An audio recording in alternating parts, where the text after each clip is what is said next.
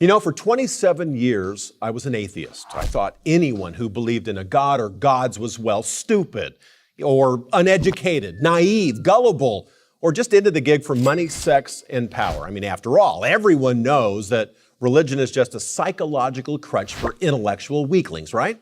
So, what changed my mind? Well, look, I tell the whole story in my book, Shattered, but for our purposes here on Prager University, I was simply challenged by my Christian teammates on the Cincinnati Reds to read some religious books, critique them, and then share with the guys where the authors were wrong and why atheism is the only real and true outlook for anyone not deceived by fantasy, fiction, or mythology. I mean, for someone who wants to base their beliefs and values upon evidence and argument, not emotion and tradition. Now look, simply put, I set out to disprove theism, which I didn't think would take very long. But I ran into some difficulties along the way. Difficulties like Aristotle, Augustine, Aquinas. I mean, in simple terms, I was confronted with the awareness that there are really 4 big bangs that have to be accounted for, not just one. I had never really even considered that before. I mean, we're all familiar with the first big bang, right? It's usually the answer given to the question, why is there something rather than nothing? It's the idea that there was nothing, it popped, and boom, there's something. I mean, that time, matter, and space all came into existence in some great cosmological flash about 16 billion years ago. There was no gradual development, no transitional forms, just a binary flip, a metaphysical, now you don't see it, and now you do. Fine, I want to follow the evidence wherever it leads. However, astrophysicists tell us that this first Big Bang yielded only a handful of fundamental elements and that it would take billions and billions of years for the nuclear furnaces of trillions of stars to yield the 118 elements in the periodic table. But the first theoretical cosmological Big Bang, well, it only yields matter and energy. It doesn't even begin to address the origin of life. So, how do you get life from non-life? How did abiogenesis occur? I mean, the notion that something can come from nothing. Where's the evidence?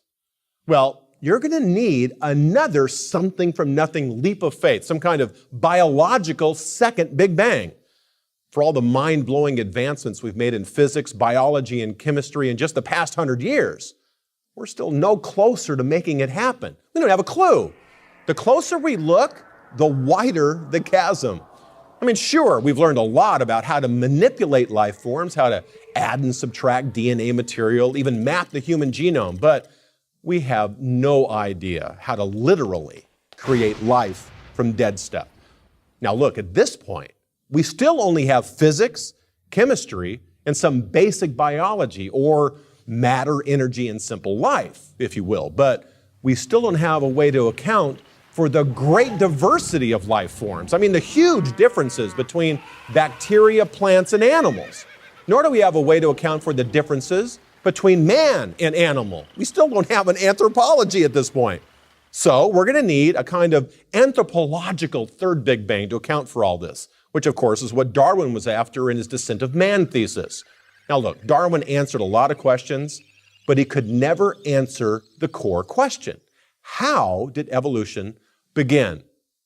But hey, we're still not done describing the world that is all around us. A final Big Bang is going to be required to explain how a mechanistic animal brain can become a self-reflective human mind. Even the lowest life forms have brains and central nervous systems. I mean, how does something like that become the mind of a Michelangelo, a Shakespeare, a Beethoven? Come on, animals don't do art and they don't appreciate beauty. But the problem is even more basic than that. How do you account for free will and introspection, let alone man's pressing existential drive to ask why?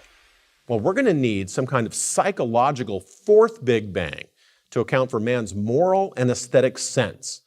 I mean, his search for meaning, significance, and purpose. And of course, his appreciation for the true, the good, and the beautiful. And again, you must understand these problems require bangs. I mean, sudden binary pops into existence, since there's no evidence for any gradual development in any of these. So I, like you, have a choice. It's either faith in these four big bangs of somethings from nothings to account for what we see all around us, or faith in some kind of creator God behind it all. So, next time someone asks you, hey, what about the Big Bang? Make sure you ask them, which one? The cosmological, biological, anthropological, or psychological? I'm Frenk Pastor for Prager University.